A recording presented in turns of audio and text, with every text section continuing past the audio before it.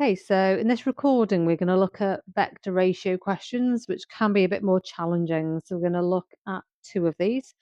First question is very straightforward. Part A is part B that is more challenging, but IGCSE EdXL absolutely love these questions.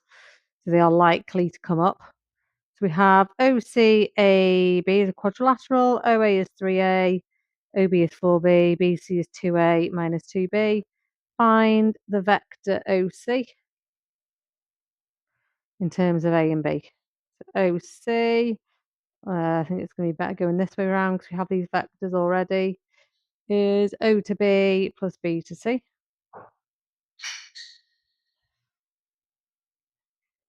O to B is 4B. B to C is 2A minus 2B.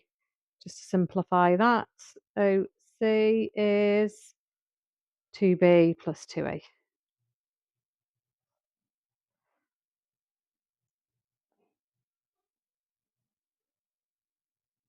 AB.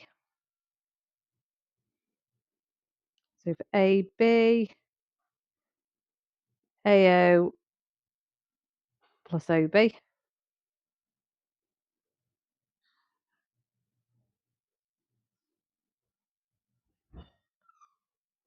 AO is minus 3A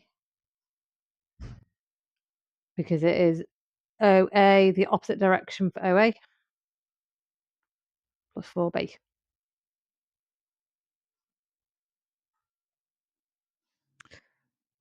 Here's the difficult question now, part B. Point P lies in AB and OC. Using a vector method, find the ratio A to P to B. Show you're working clearly. So we want to know like how this line split up. So we could do with working out the fraction away along the line P is. So we don't know. It could be 3/5 of the way along. We're not sure.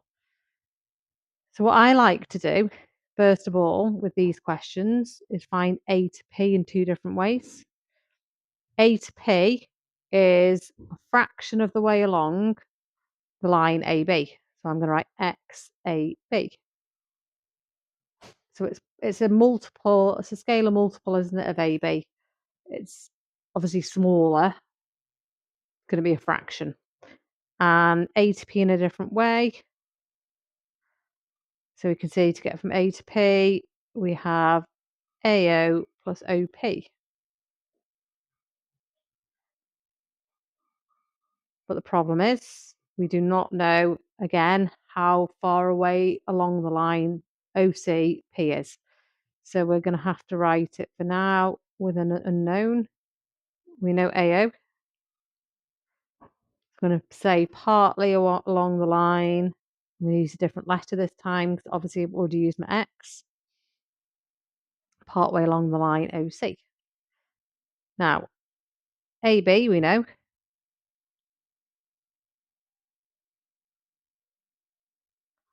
And OC we know.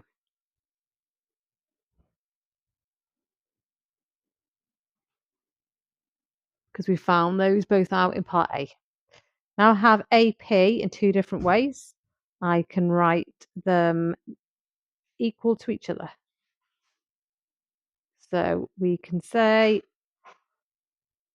that this expression here is equal to this expression because they are both AP. Now, most students like to expand the brackets at this point. They find it easier to see coefficients. So multiply everything by x minus 3ax plus 4bx. 2ay plus 2by. At this point here, I'm going to compare coefficients. So I'm going to compare coefficients of A.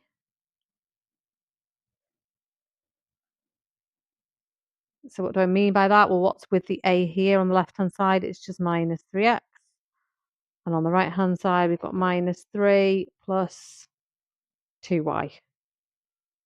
I'm also going to compare coefficients of B.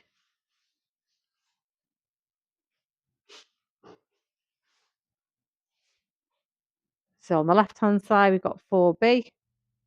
On the right-hand side, we've got,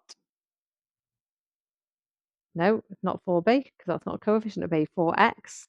And on the right-hand side, we've got 2y. Just going to change the colour of my pen again, just to make the next step more obvious. We've got two equations now, both in terms of x and y. So we can now use simultaneous equations to find the value of x and y. So I'm going to make x a subject here by dividing both sides by 4. 2y divided by 4, 2 over 4y, which is the same as half y. I can now sub this into this equation. So minus 3 times a half y is equal to minus 3 plus 2y. So minus 3 over 2y. A few different ways you can solve from here.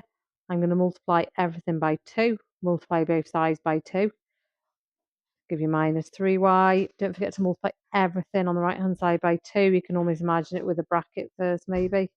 This might make it more clear.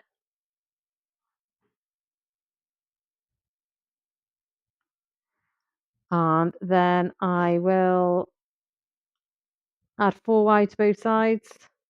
No, I won't. Minus 4y to both sides. Divide both sides by 7.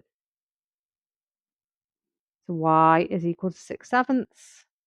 And x, I can now substitute this y back into this equation here.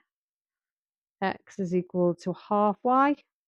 So half times 6/7 is 6/14. So the 6 over 14 simplifies to 3/7, which means that x is 3/7.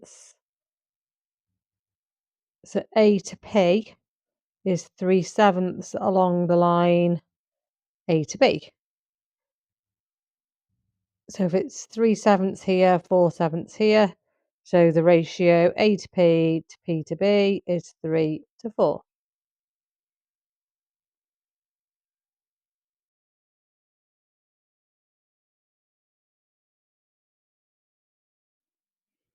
I think it would be useful here to look through another question because there are quite a lot going on in these questions. So here we've got OXYZ is a trapezium. OX is A,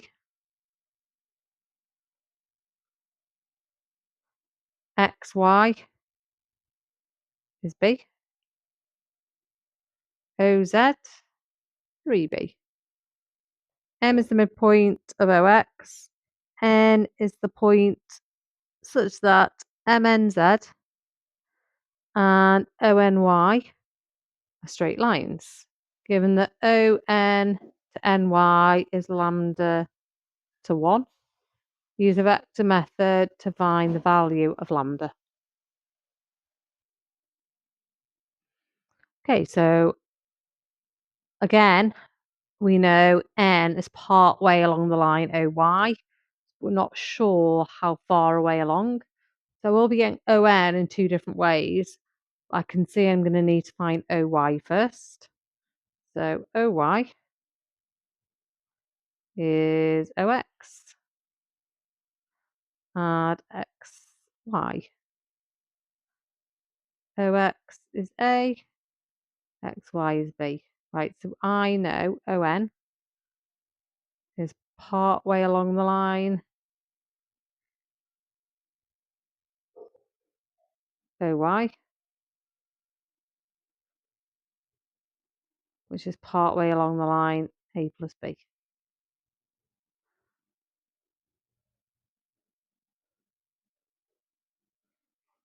Okay, ON Another route, another path is O to M plus M to N.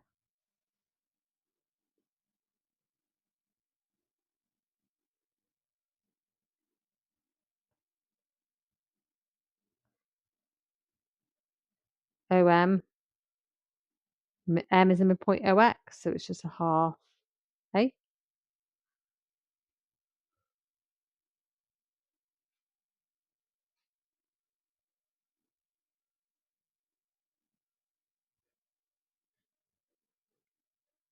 Plus MN is part way along the line, MZ. I haven't found MZ yet. MZ is MO plus OZ. MO is minus half A plus 3B.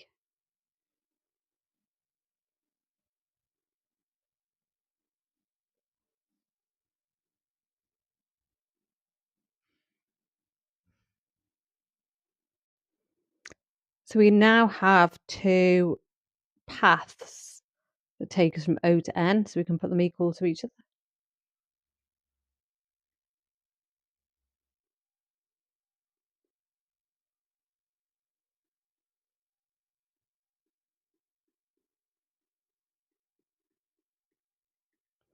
I'm now going to expand my brackets before I compare coefficients.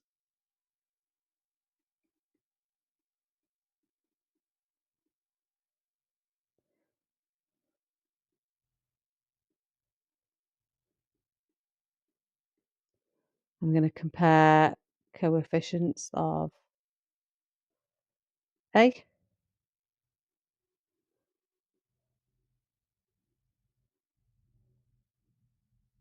So on the left we have X equals a half minus a half Y. Compare coefficients of B.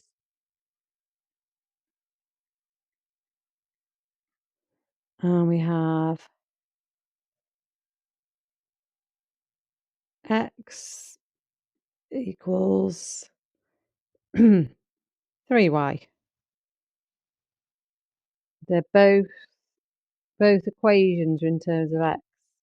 So I'm going to solve them by putting them equal to each other. Now I'm going to make Y the subject by adding half Y to both sides.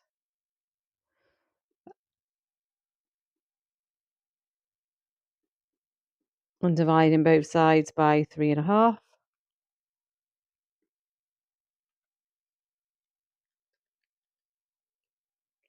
Which gives us Y is equal to 1/7.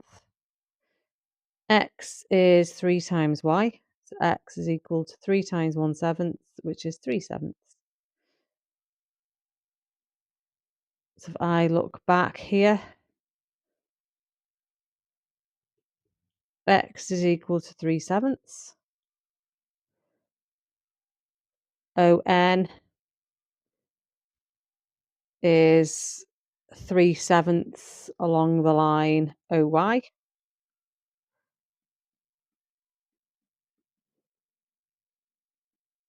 So the ratio is 3 to 7. But I want the ratio ON to NY in the form lambda to 1. So I want 1 on the right hand side. Divide both sides by 7. So lambda is 3/7. I would suggest having a go at some exam questions on this topic now.